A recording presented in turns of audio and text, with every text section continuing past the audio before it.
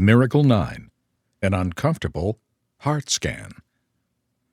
The 40-year-old woman across from me was impressive. She was attractive, sparkly, well-educated, articulate, and well-coiffed. She had excellent experience for the position for which she was applying. I was meeting her with two others from the personnel department of the organization I served. She had applied for a position with our Christian organization. The job interview was going well. The other interviewers were asking the typical questions from the interview question list, and the woman was giving thoughtful, insightful answers. Then it happened. I got one of those messages I described in the last story. Something flashed on the screen of my mind that I knew I did not project. It was a shocking message. She has a problem with authority. The message was a bombshell, because absolutely nothing in her attitude, demeanor, answers, or resume indicated anything of the sort. As the others continued the interview, I began to pray silently. God, is this from you? Again the message came. She has a problem with authority. You must confront this. At this point, if I were given to cold sweats, I would surely have broken out with them. If God was telling me I had to confront a perfect stranger with a character weakness I had no rational or evidential basis for discerning, this was, to say the least, high risk.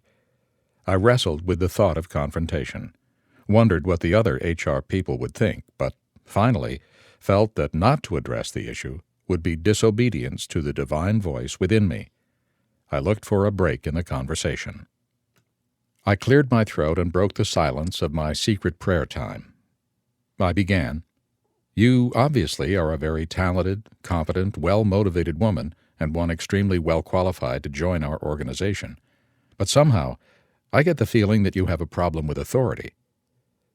The woman's first response was shock, as if she had been punched in the face. Then she burst into tears, buried her head in her hands, and went silent. The stunned members of the HR team were nearly as astonished as she. Where did Poland get this? What prompted him to drop this bomb on this unsuspecting woman? They sought to console her and hastily wrapped up the interview.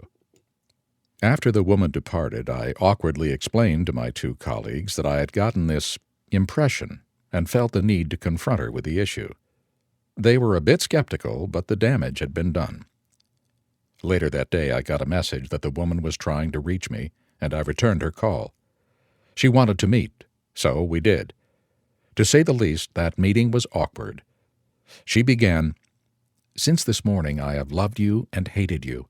I have hated you because, somehow, you put your finger on an issue I have struggled with all my life. It has been an issue in every job I've ever had. But I have loved you because I sensed you want to help me, and I need your help. We hired the woman. She worked directly for me, and thus began the long saga of cleaning the trash out of her well of exploitation by male authority figures and her overreactions that had imprisoned her ability to give and receive love. I had a continuing flow of long, single-spaced letters from her as she vented her hurts, frustrations, and questions.